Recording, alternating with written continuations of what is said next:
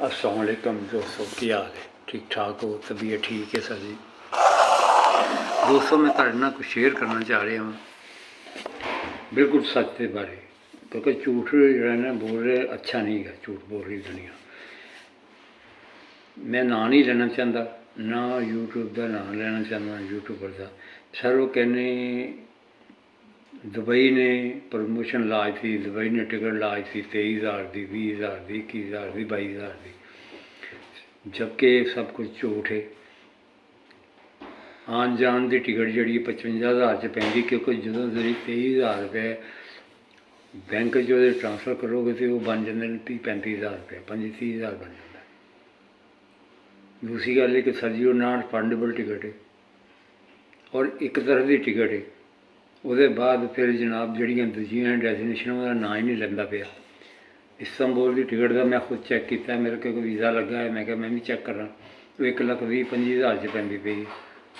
वो कह रहा जी 23,000 च मिल रही है, 24,000 च मिल रही है। फिर वो इटली का कह रहा है, फिर वो कह रहा बाकू की कह रहा, बाकू की 1,10,000 की टिकट मिल रही सर। बाकू की टिकट 1,10,000 च आ रही। मैं हूँ पता किया सर वो मिल ही नहीं रही, और जाना भी 2026 के चौथे महीने और तीसरी गल नॉन रिफंडेबल है, वापस नहीं होनी है, तो पैसे वापस नहीं। एक टिकट मैं वो कहने से ज़ाया कर चुका हाँ। जी दुबई की टिकट मैं ली सी 55,000 50,000 की, तो वो मेरी ज़ाया हो चुकी है, क्योंकि मैं दुबई का वीज़ा नहीं मिले। वो कहता उदों भी कहता 20,000 की टिकट है, 15,000 की टिकट है, तो मैं ले ली बुक करके उत्थे 55,000 की टिकट, तो वो अज वापस मैंने करनी पैगी। क्या मैं बिल्कुल सच गल कर रहा। सिर्फ अपने व्यू ले ली उम्र उन्हें किया, व्यू लैन लिए झूठ बोल रहा, जबकि हुक्म है नबी की फरमाया अल्लाह तला तीन बंदे कोल भी नहीं जाएगा, उन्होंने गल भी नहीं सुनेगा, वो जन्नत तो दूर रहेंगे, जन्नत च नहीं जहन्नम से जाएंगे। एक वो जो बंदा झूठ बोलता होएगा, सब तो पहले एक बंदा जो अल्लाह नहीं मनेगा, शिरक करेगा। दूसरा बंदा जोड़ा जिहदे अखलाक अच्छे नहीं होंगे, बद करदार होएगा, बद अखलाक होएगा, वो अल्लाह ताला वो करीब तक कोई नहीं जाएगा, वो जन्नत च नहीं जाएगा। ये नबी करीम सल्लल्लाहु अलैहि वसल्लम फरमा रहे हैं। झूठ असीं रज के बोलन रहे हैं। अल्लाह ताला खुश रखे तुहानूं भी। सर वो पिछे ना लगो, मैं लगा हूँ, मेरी टिकट खराब हुई है और मैं सच कह रहा तुहाडे नाल। इस वक्त 1,20,000 की इस्तांबुल की टिकट निकल रही है। ये 23,000 की 24,000 का टैग लाया उन्हें।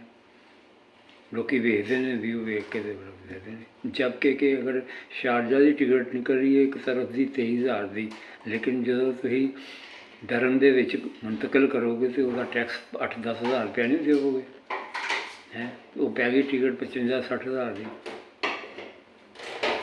मैं गलत नहीं किया, और हैंड कैरी भी नहीं, सिर्फ हैंड कैरी के नाल, लैगेज नहीं नाल, हैंड कैरी के नाल। तो जो बंदा समान लैके अपना जा रहा लिफाफा ही लैके जाएगा, वो 5-10,000 लैदा है, और टिकट पैन डी 60-65-70,000 की। वो झूठ बोल रहा, लोगों गुमराह कर रहा, लोगों के पैसे खराब कर रहे हैं। लोग टिकट ले लेंगे ने, फिर वो ना रिफंड। मेरे हूँ टिकट ना रिफंडेबल 16,000 रुपया उन्होंने पाया, 55,000 की टिकट का मैंने 16,000 लिख के दिता उन्होंने। बिल्कुल सच्ची कहोगे तो मैं तुम सबूत भी दे दूँगा। तो मैं कहना खुदा रहा, अगर वो सुनता हो तो उन्हें पता नहीं कितों झूठ बोल लेंदा।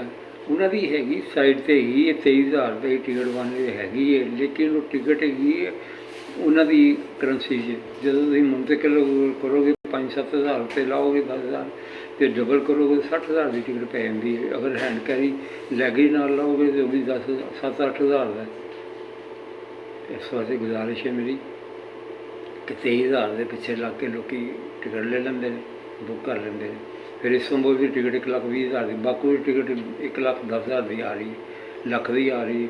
आम टिकट मेरी भी 1,10,000 जी रिफंड भी हो जाती है, चेंज भी हो जाती है, पैसे वापस भी आ जाते हैं। वो बेहतर है या ये बेहतर है?